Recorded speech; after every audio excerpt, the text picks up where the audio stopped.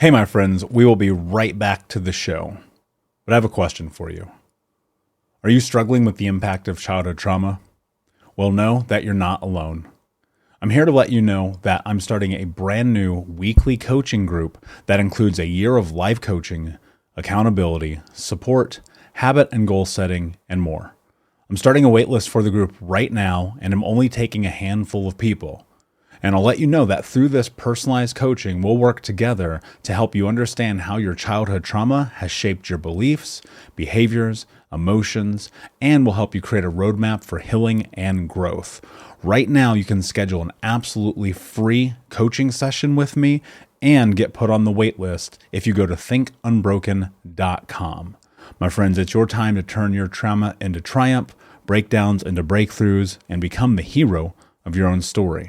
And I'm here to support you in doing that. Just go to thinkunbroken.com to register for a free coaching call with me and to get put on the wait list for the brand new weekly coaching program. Hey, my friends, we will be right back to the show. But I have a question for you. Are you struggling with the impact of childhood trauma? Well, know that you're not alone. I'm here to let you know that I'm starting a brand new weekly coaching group that includes a year of life coaching, accountability, support, habit and goal setting, and more. I'm starting a waitlist for the group right now, and I'm only taking a handful of people. And I'll let you know that through this personalized coaching, we'll work together to help you understand how your childhood trauma has shaped your beliefs, behaviors, emotions, and will help you create a roadmap for healing and growth. Right now, you can schedule an absolutely free coaching session with me and get put on the wait list if you go to thinkunbroken.com. My friends, it's your time to turn your trauma into triumph, breakdowns into breakthroughs, and become the hero of your own story. And I'm here to support you in doing that. Just go to thinkunbroken.com to register for a free coaching call with me and to get put on the wait list for the brand new weekly coaching program. We'll be right back to the show. But before we do, I want to tell you about today's sponsor, factormeals.com, where if you go to factormeals.com/unbroken50 and use the code unbroken50, you can get 50% off your first order. That's factormeals.com/unbroken50. If you're like me and you are a person who is busy trying to create a life, heal, work on their health, wealth, and relationships, and not to mention deal with the day-to-days of normal life, you do not have time to be going to the grocery store and trying to figure out what you're going to cook every single day of the week. In fact, one time I did the math and I realized I was spending over 15 hours a week at the grocery store and cooking. When I added Factor, I got to use that time for myself, for my family, for my friends, for my community, and for my business. And so if you're in the place where you need some more support in the kitchen, head to factormeals.com/unbroken50 and use the code unbroken50 to get 50% off. Hey, my friends, we will be right back to the show. But I have a question for you. Are you struggling with the impact of childhood trauma? Well, know that you're not alone. I'm here to let you know that I'm starting a brand new weekly coaching group that includes a year of life coaching, accountability, support, habit and goal setting, and more. I'm starting a waitlist for the group right now, and I'm only taking a handful of people. And I'll let you know that through this personalized coaching, we'll work together to help you understand how your childhood trauma has shaped your beliefs, behaviors, emotions, and will help you create a roadmap for healing and growth. Right now, you can schedule an absolutely free coaching session with me and get put on the wait list if you go to thinkunbroken.com. My friends, it's your time to turn your trauma into triumph, breakdowns into breakthroughs, and become the hero of your own story. And I'm here to support you in doing that. Just go to thinkunbroken.com to register for a free coaching call with me and to get put on the wait list for the brand new weekly coaching program. You're listening to the Think Unbroken Podcast, and I'm your host, Michael Unbroken. I'm an author, speaker, coach, and advocate for adult survivors of childhood trauma and abuse. In this podcast, you will learn how to transform your trauma into triumph, turn breakdowns into breakthroughs, and go from victim to being the hero of your own story. You can learn more at thinkunbrokenpodcast.com. And of course, check us out on Apple Podcasts and Spotify at Think Unbroken Podcast.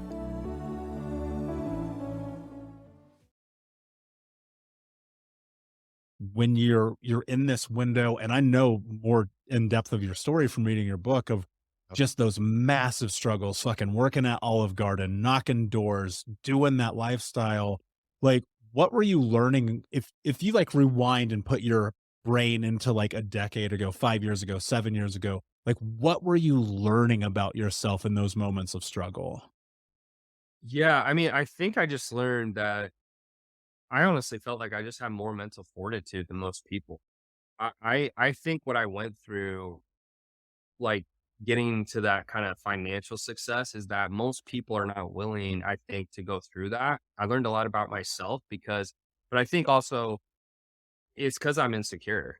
I mean, the whole reason wouldn't quit is not because I didn't want to quit. It's because I wouldn't quit because I was so embarrassed if I had to go back and basically let people see that because to that point, I hadn't failed at anything. I mean, even the NFL, yeah, that didn't work out, but I felt like it was a little outside my control based on my injuries. Like I could not stay healthy. I got in college. I did not get to get on the field for a single college down because I was literally always hurt, always. And so I guess I don't know. I guess in that point, I don't know how you feel about your journey, but I felt when I started getting into this business, I was like, man, if I struggle that much and I have this level of mental fortitude, which I think is in the top 1%, I can only imagine how other people feel. And it became apparent to me why a lot of people quit. It became apparent to me why a lot of people aren't successful, not because they're not special, but because they're not willing to push through the pain. Cause it sucks, dude. I mean, I just remember I didn't date. I was embarrassed to hang out with girls because of my car. I couldn't afford stuff. I mean, Olive Garden paid me $100 a day. I would go on a date with a girl and blow the cash on a date. And I was like, man, I don't want to do that anymore. I was working 16, 18 hours a day with no result.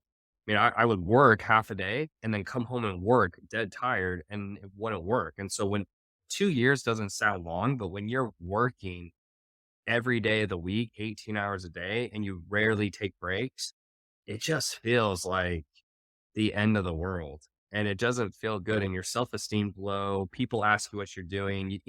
Oh, I have a business. They're like, well, you're working at Olive Garden. How's that going? Not going great. So I don't know if that's the answer you're looking for, but I guess I learned a lot about myself and my mental fortitude. And when I finally did hit success, that did a lot for me because I realized I was like, you know what? Like, as long as I don't quit, even if I'm not the smartest person, even if I make mistakes, like I will get there. And I'm lucky I had a mentor who kind of like kept pushing me because I called him 4 to 5 times over that 2 years. I almost quit. And he just would talk me off the ledge. And it's crazy because I was on a podcast the other day and I said, dude, the difference in opportunity cost is about $49.6 million because that's what I would have made in my engineering job is about 400 G's. And I've done close to 50. And it's not all about money. That's part of why we're on this show. But I mean, that kind of stuff's crazy. And I think people do that all the time where they make these decisions that they have no idea the lasting impact and they'll never know. And that's scary to me because, anyways, so yeah, No, I long love answer. that. No. Take the space, please, because I like this is what this is about. I think about so often the difference between success and failure in pretty much everything in life is just timeline. A couple years ago, Grant Cardone, who I know that he invested into Think Unbroken. So he's a business partner, right? And he tells me something really important, dude. He goes, look, man, the only time you ever lose is if you quit. And I'll tell you this, building the business, like the podcast, obviously this is about value. This is about helping people and changing their lives. But I don't know about you, dude. I've never listened to a podcast that ever changed my life like entirely. I've always had to get the book or go to the coaching session, join the seminar, do whatever the next thing was from these people that I look up to that mentor me. And I think that a big part of it is just the willingness that I've discovered that I'm just not going to quit. Like I'm just not going to stop. And I think that a lot of that comes with the resiliency of maybe just the suffering that I endured as a kid. Like it's hard to grow up Mormon and poor and biracial, right? And so, being in that boat made me just go, for a long time, and I don't know if you related to this, but for a long time, dude, I just hated people. And I was like, I'm going to go on my own. I'm going to figure it out. Nobody's going to help me because I don't love or trust anyone. And then I realized like one of the most empirical truths of life is that you have to have mentorship. You have to have community. You have to have coaches and partners and friends and family and love, because without those things, like nothing's going to be different. Was it because you grew up playing sports that you went and found a coach or a mentor, or was that just like happenstance? Like, how did that evolve for you? I just hit rock bottom. I mean, so, you know, I left college thinking that I could figure everything out. And I had a very big ego because at that point, I'd done everything on my own, so to speak. I mean, I built my body, I got scholarship offers, I had straight A's, like I got the girl. So I just was like, I can do anything. And that's a good mindset to have. And I think to a degree I did. But then, 2 years trying to start my business, having no success, I was like, dude, like I just got to a point where, especially knocking doors, I think that's really what pushed me over the edge. Is I mentally was so tired that I was like, dude, I will do anything. And I literally would have done anything, like anything. And so when I saw that ad and it was like how to build an online fitness business, it was just happenstance. I saw it. It was like, that's the industry I'd been in. And so I got on the call and I just gave him every dollar I had because I just was like, there's no other choice. Like sometimes, my sales team and probably your sales teams, they're telling us about someone's like, yeah, they said it was I mean, I just didn't even care. I just was like, I'd rather be homeless than continue to live the way I'm living because I hate it. And I just felt like a loser. And I think a lot of people are successful. Honestly, they have similar stories where it's some type of insecurity or fear driven decision making that just pushes them to like crazy heights and crazy levels where they can just endure massive amounts of pain for short periods of time. And like, I mean, door to door sales sucks. I mean, it was 6 days a week, 12 hours a day, including the travel. And we had one day off. And I did that for 7 to 8 months straight in the Alabama heat. I mean, it was hot, man. And it's like the stuff that happened out there, like people pulled knives on me, guns. I just think it was all those things. So Yeah. I don't know if I wish I had a better answer, but I just think it was that. I just hit rock bottom. I was so sick of that crap that it was like, dude, I'll lick a floor if I know it worked. I think most people, they're unwilling to do that. Like they say they will, but they won't. But I was that guy. And I remember my mentor, David, he used to rip into me. And he even said, Tanner, he's like, you know what your best quality is? I was like, what? He's like, I can rip into you and you just don't care. And I was like, maybe it's because of sports, because coaches will just cuss you out. For sure. And I just didn't care. I had no ego when it came to finally that moment. Like I had an ego getting help. Like I was like, I don't need help. But when I finally had help, I was like, dude, I'm an idiot, obviously, because I'm not. It's what I thought would work, isn't it? So you tell me what to do. I will be your best student. And it was like that's how it was for me in every program. I was always the best student because I just like implemented like a psycho. So anyway, yeah. Yeah, I mean, that's like 99% of it. So I relate to the knocking doors, man. I did Cutco when I was like 18 Oh, because I was just like knocking doors all day, dogs barking at you, people freaking out, old naked ladies answering the door. oh, Like, yeah. I got stories about that. Like I can't even stare them. I got bad stories about that. they're just the most gnarly Uh, stuff. And just being like, is this it? Is this what I'm supposed to do? And then, progressing and, eventually landing a job with a Fortune 10 company, doing really well in sales, where, I kind of figured out how to navigate the corporate environment. And then what I decided to do without really understanding how poor of a decision it was at the time, I was like, I'm going to quit this job and I'm just going to open my own business. Right. And I think that was A, it's the greatest mistake I've ever made. And B, I learned a lot in that because, you know, Tom Bilyeu, one of my mentors, a great human in my life, says something that I think everyone really needs to hold on to. And that is that the struggle is guaranteed and the success is not. And so much of this journey really is about the struggle and being able to go through it. And I don't even think just necessarily financially, because dude, I've struggled in relationships, I've struggled with my weight, I've struggled with, the way I feel about myself when I'm by myself. And the only way I've been able to get through any of that shit is just like keep going, man. Just keep going the next level. But it was in getting mentorship and getting coaching and investing in myself that really changed the game. And I think that you're spot on, dude. Most people would not have made the decision that you made.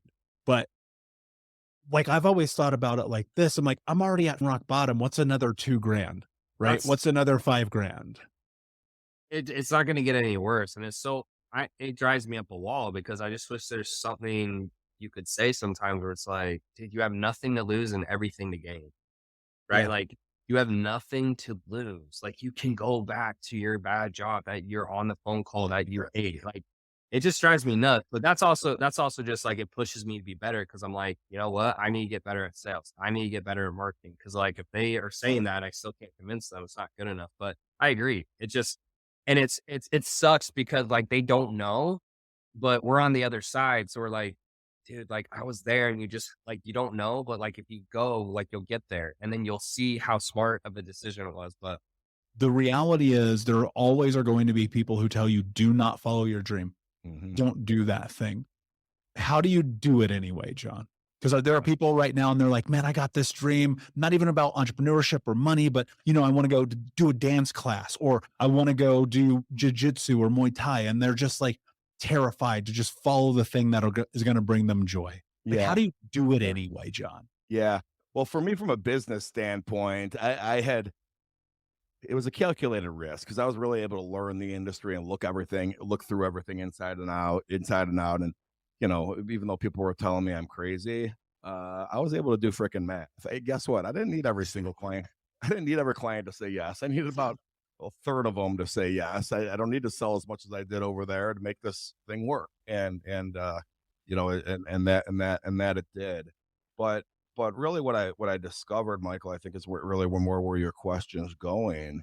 It wasn't just the financial rewards. It was the building of my entrepreneurial spirit. So what it gave me was this freedom to understand, holy crap, man, you could do this. I always had that entrepreneurial spirit in me, but it wasn't even like on the radar to do this as an adult with an insurance company. Are you crazy? This was for like when I was in college with side hustles. Yeah, I had a concert company, a promotion company, and like that. These were John Cerasani side hustles that, yeah, man, you can do that. But like to do it in the real world, competing against people that are smart. I mean, whoa. So I discovered that when maybe I did it firstly for the financial upside. I discovered like, okay, you know what, this is me, man. This is me. And I think if anyone identifies something in their life, where, gosh, like the examples you just gave, a hobby or whatever, maybe it's going and finding somebody that you haven't talked to in 20 years and getting the courage to do that. Whatever the case may be, instead of why, why not? Why not? Like what is the downside here? You know what I mean? If you go practice jujitsu or like I see guys at my gym, Michael, doing Muay Thai, and I'm like, I won't make it through freaking warm-ups on that. Okay. I'm not flexible enough. But you know what, man? If I wanted to go do freaking Muay Thai, what's the downside? You know what I mean? Like, go try it. Didn't work out. It didn't freaking work out. I think we live in in a society right now, at least, that's a lot more welcoming than it was maybe 25 years ago in terms of encouraging people to do things. I have a 14-year-old son, and I had a conversation with him the other day. His I won't get specific, but there's a kid that's maybe like, special needs in one of his classes, and they asked him to be in his group. Handpicked my son and another kid to be in his group for to just include him in this study group, because nobody probably would have included the kid, or the teacher was worried about that. The kid didn't have any friends in the class. And I said, but that's a big compliment, Jake. And he didn't really understand why that was a compliment. And kind of was asking me, well, what do you mean that's a compliment? I go, the teacher picked you that she sees something in you that you would be, and he didn't understand it. And I said, and he's 14, he's not like a little kid. He really didn't understand it. And I said to him, because maybe there's, kids that would have picked on him or made fun of him or whatever, or just not done that. And he goes, Dad, it's 2022. Nobody makes fun of kids like that anymore. And I'm like, you know what? I'm glad he sees it that way. I don't know if he's 100% accurate or not, but it was kind of like a proud moment. I went from thinking my son didn't get it to no, I didn't get it. Mhm. You know what I mean? It was kind of cool moment, but Yeah, kind of a that's long way to answer your question there, buddy. no, that's an interesting thought, man. And I think you're right. And we do live in a world that is not only more accommodating, but also when you are in the and I'll say this because I think there's a caveat to it. When you are around the right people, they will want you to be successful. Yep. And when I think about my group of friends, my peers, my mentors, people like you where I meet and it's like we're in this same room for a reason. Like, Yep. dude, I want you to succeed. I want you to have great things. You want that of me. When you're in the wrong scenarios and in the wrong friendships and the wrong communities, people are going to want to pull you down. They're going to want to be like, hey, man, you better not do that. Or, hey, I tried this, it didn't work, or this or that. And I think that that's one of the really interesting dichotomies of the time that we live, because on this one hand, yeah, you for sure have so much opportunity and so much potential in front of you. Yep. And on the other hand, it's like if you are around the wrong people, you will never see it come to fruition because they're always going to be in your ear. Yeah. And I think the most important thing that you can do is to do it anyway. Right. Yeah. I mean, what is the worst that could happen? I mean, if you play it through, what's the worst that could happen if you tried to play football? You'll get an injury. What's the worst that could happen if you start a business? You may go bankrupt. What's the worst that could happen if you do whatever? And it's like, but then at some point on the timeline, the worst thing that could happen to you already happened. So you might as well try. Yep. When you think about the future, when you think about your life and what is important, what do you think are the most life-changing lessons that you learned in your willingness to bet on yourself? Interesting.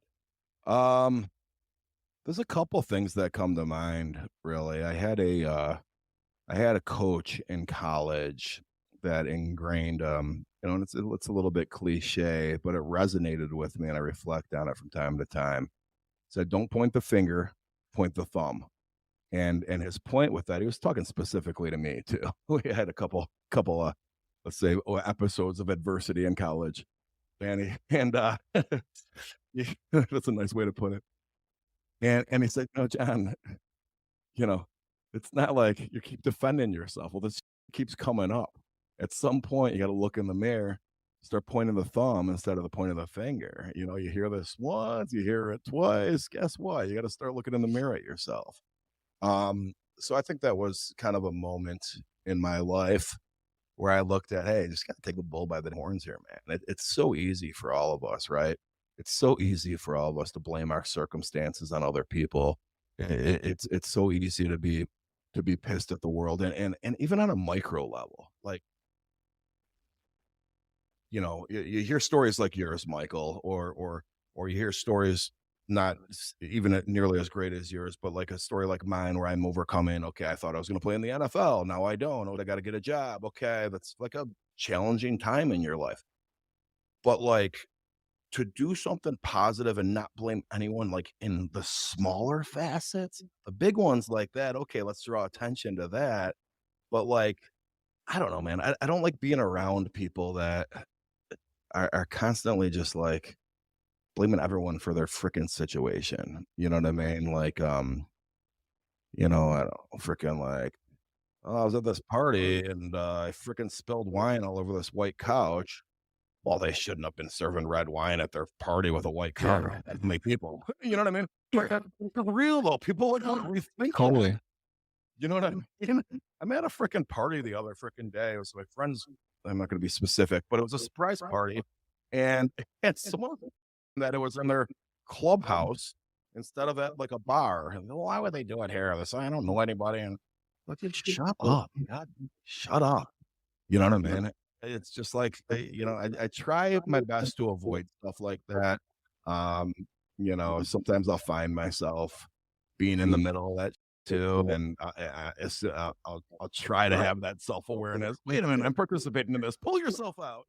You know what I mean? Yeah. So. That's an interesting point. I think you're spot on, man, because it's It's self-accountability. And I think that's a great lesson to learn, especially young while you're in college, but probably at any time, because Yep. there is truth. I mean, yeah, man, like life is hard sometimes. Yep. Like life will kick you while you are down and it will rain on your parade and it will feel insurmountable. Yep. But what's interesting is like, I'll rewind some scenarios. I'll Mhm. look at what is happening. I'll just sit back and I'll pause with it. Right. And I'll just ask myself, what is actually happening right now?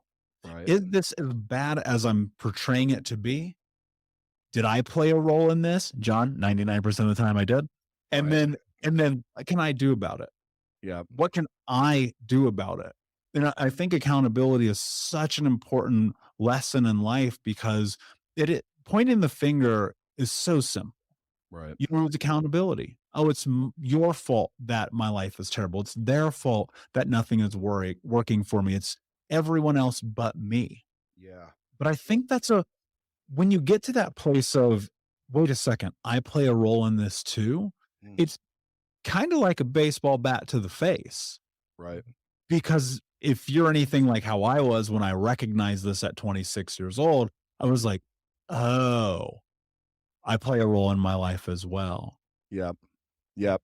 And I got to tell you, man, even to this day, because I'll have peers, bro, that that I came up with in the insurance industry, bringing this back to business a little bit. I'll have peers that are doing the exact same job that I quit. Okay, but they'll give you kind of that backhanded compliment here and there. Dude, like, you're kind of lucky how that unfolded. Congratulations, dude. You got so lucky with how that did, and just kind of throwing like a little jab, like you didn't. No, dude. You know what? I was pointing the freaking thumb instead of the finger, and I was at work till 8 p.m. Oh, we weren't allowed to bring laptops home back then. And you know what I would do? I'd go into the office on Saturday morning and then go back at 4 p.m. on Saturday to check to see if anyone responded to the damn emails because we didn't have Blackberries yet. Okay, that's the shit I was doing. What were you doing? You know what I mean? So like that mindset where, it has a positive connotation too. Yeah, get rid of the negativity, but also put it on yourself. Okay, what have you been successful with because you've taken the bull by the horns and done this on your own? And it comes to fruition for me. I don't say it out loud to the people, but I'll have people like I just said, give me those kind of backhanded compliments, and it's like, okay, yeah, dude. Remember when you were leaving work at 4:30 on Fridays? Yeah, I wasn't. I keep that to myself though. Yeah, there is some level to that. You used a phrase, stretching yourself a little bit ago. Yeah. And there's truth in that. When I think about what I see myself accomplish, what our coaching clients and our coaching programs accomplish, and it's so many of these people are just willing to go the next level, go the extra mile, do the thing that sucks. Because like a lot of them, it sucks, man. It sucks to wake up and meditate and journal and to do the somatic things that you need to do to get inside of your body. It Yep. sucks to work on programs and events at 10 o'clock at night. But, also at the same time, it's like, what is your goal? What is your perfect? What are you trying to accomplish? Yeah. When you look at your life and what is next, one of the things that I think about for myself is like, I know I can't get to where I want to go without mentorship and coaching. Okay. And so I'm curious for you, what role does that play in your life? And is it helping you go to where you believe that you want to go in the future? That's a great question, and it's something I need to explore further than I have not gone that direction at all. I've actually gone this other direction where I've asked people to be a mentor. People have asked me to be a mentor for them, usually from a business standpoint. But I haven't leaned on other people. Now, what I have done is drawn on experiences that I've tried to learn from. And I've tried to take into account the principles we talked about earlier, like, not blaming other people for things happening. And, I'll give you a quick, for instance. All right. Oh, that's my second cousin. Oh, we only see them at weddings and funerals and, oh, whatever. Well, have you invited them to dinner? They haven't invited you to dinner either. Well, when have you invited them? You know what I mean? Like take that kind of role. Hey, this is family. This is someone that's important to me. So, one of the things I've started doing in 2022 is that on the first of each month, I have a list of things I want to make sure I can accomplish that month. And some are business related, some are personal related, some are health and wellness related. And a couple of them involve reaching out to people that I haven't spoken to in a while, someone that had some kind of significant impact on my life. And it could be a colleague, a business associate. And there's one category, another category is family. I keep myself fresh, Michael, in those kinds of conversations where, okay, you know what? I do remember now why this guy was such a significant part of my life from 2007 to 2012. Okay, having this 2-hour conversation with him, even though we haven't talked to each other other than LinkedIn and Facebook posts for the last 12 years, you know what? That memory, I remember, yeah, God, that was good. Those experiences were great. Okay. Am I still that person? Have I drawn on any of that for, this next phase of my life that I'm in right now? So I do feel like I have growth from things like that. But I have not prospered at this point from a coaching or mentorship standpoint. And so I'm curious, where did the self-awareness come from that you were able to make meaning of that? Because the only thing I thought in my head was like, you can do anything up to this level, but when you do this is like the breaking point. I had that same thought, and like, I still have those thoughts, and I still have to break through those even today. And as I hit different levels of success in business and setbacks in business, like, dude, that still creeps in for me. It's like, oh, well, I come from here, so I shouldn't be good enough to do this. And those things still creep in. But I think that I've actually never been asked this question, so I'm just going to kind of chew through it with you, man. I think that for me, having all my siblings be a little older, I spent a lot of time like by myself, like playing with Legos, developing like just time alone. I spent a lot of time just alone. And, growing up a redhead and in the area that I was in, like all these problems, like, dude, I got made fun of a ton. And so I spent a lot of time alone, but what it did was it allowed me to like see people and see things and kind of observe versus be in the weeds. And dude, I grew up and I did all the, we'd steal radios out of cars. We did all the dumb shit. So I relate with you a lot there. But I think it's really rooted in the fact of like, we grew up really poor, and everything that I can remember doing from 12 years old until probably 30 was running away from not being poor. So I knew if I went down the same path as my brothers, I would get the same my brothers got, which was living at my parents' house, living in apartments. Like if I went down that path, I would get that. And so if I chose something else, maybe, just maybe there's that, for me, it was 10K a month back then. If I could just maybe get to 10K a month, I could never have to worry about turning my shower on and water not coming out again. And I think that's what I was running from. So maybe it wasn't even a self-awareness thing. It was just a desire of like, I don't want what they have. Man, that hits so home for me right now, because that was really everything that I chased as a kid.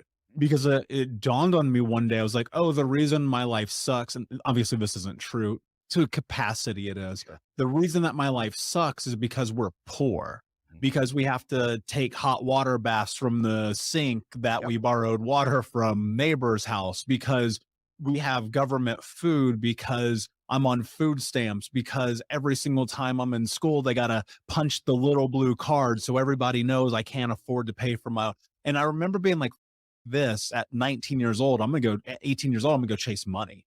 And I didn't have a marker of 10 grand. I wish I would, because I would have made more money my first year, but I had a marker of $100,000 a year. And I was like, when I'm 21, that's the goal. And I did that, and it didn't actually solve any problems, which was really fascinating. Yes. And in fact, it pushed my brothers away, because I did not dude, the biggest mistake, I don't think I've ever said this on the show, the biggest mistake I've ever made with the money that I made, $1 million by the time I was 26, is I never gave anybody. Because the only thing I thought, Kyle, I was like, I'm going to go get this to make sure I'm good. Because here's the bad side of resiliency through trauma. You learn that you have to be massively hyper independent and self-sufficient. 1,000%. I agree with you 1,000%, dude. It's, and I even alluded to that a moment ago. It's like, I spent most of my childhood just kind of being alone and being away. And it does, like, even as you grow up to be an adult, it messes with the wires in your brain. And it's like, I have to take care of me first. And by doing so, and especially chasing the dollar, you tend to forget about the other people around you. At least I did. And yeah, dude, I mean, I've cannibalized a marriage over it. I've cannibalized friendships over it, cannibalized family relationships over it. And, you know, it's definitely not the ideal scenarios is chasing money all the time, for sure. Yeah, it's not. And, you know, even that's a part of the work that I'm still doing in my own life, is looking at it. And now it's completely different, right? I mean, polar opposite. I take care of my family as much as I can. I take care of my friends. I'm a giver first. Cause I realized, like, there was a point where I'm driving a $85,000 car. I've got the nicest clothes. I got the best condo in town. None of that stuff matters. Doesn't matter at all. Yeah, it doesn't, dude. I remember, and you know, we're always still growing. We're always still learning. You know, we live in a decent, really nice house. Can't even say decent. Like, compared to where I grew up, like, we live in a baller house. We drive baller cars, right? But the level, like, you start to, it's like getting fat, right? Like, you just kind of slowly get there sometimes. And you wake up one day and it's like, I have all this cool, and you're still upset. You're still kind of bitter. You're still a little frustrated.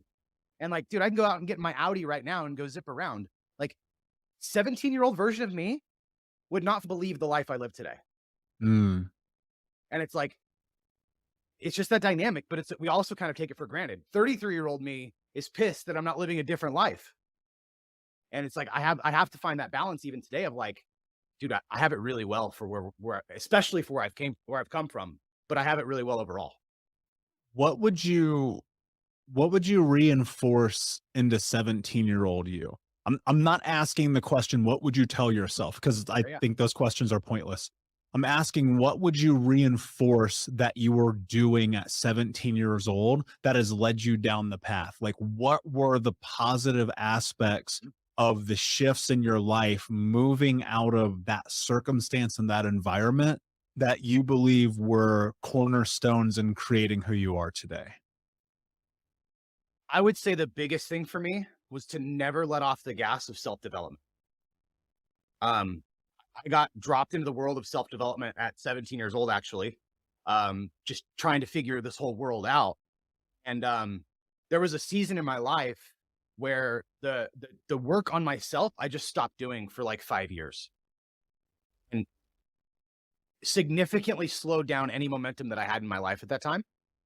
So I would have told myself back then, like, hey, even when you don't want to work on yourself and deal with your trauma and deal with and see how things are, you have to do that, or it'll just cannibalize all the momentum you created up to whatever point that was. Why did you go to that answer? I think because of from 17 to 24, I was hard into self-development. And that was the time where I saw the biggest leaps in my life. 24 to 27, 28. I went through divorce. I stopped working on self-development. I got into drinking a lot, and I started creating these bad habits that cannibalized my life, whether it was like not reading a book or not digging into things or drinking too much or chasing women too much or whatever it was. Whereas if I would have stayed plugged into self-development and what I was rooted in, it'd be a constant reminder for me for what I'm actually living for and my potential in my life, not just the season and feelings in the moment. And so I would say that 4 years where I didn't do it, I would have reinforced that at a young age to realize how important it actually was. Thank you so much for listening to Think Unbroken. Please share this episode with someone who could use it and help us move forward in our mission of ending generational trauma in our lifetime. And if you would, please take 5 seconds to pop on iTunes or Spotify, hit that 5-star, leave a review, and you can also reach out to us on social at Michael Unbroken or at Think Unbroken. And of course, you can check out our YouTube channel at Think Unbroken. Thank you for being a part of Unbroken Nation, my friends, and until next time, be unbroken. Hey, my friends, we will be right back to the show, but I have a question for you. Are you struggling with the impact of childhood trauma? Well, know that you're not alone. I'm here to let you know that I'm starting a brand new weekly coaching group that includes a year of live coaching, accountability, support, habit and goal setting, and more. I'm starting a waitlist for the group right now, and I'm only taking a handful of people. And I'll let you know that through this personalized coaching, we'll work together to help you understand how your childhood trauma has shaped your beliefs, behaviors, emotions, and will help you create a roadmap for healing and growth. Right now, you can schedule an absolutely free coaching session with me and get put on the wait list if you go to thinkunbroken.com. My friends, it's your time to turn your trauma into triumph, breakdowns into breakthroughs, and become the hero of your own story. And I'm here to support you in doing that. Just go to thinkunbroken.com to register for a free coaching call with me and to get put on the wait list for the brand new weekly coaching program.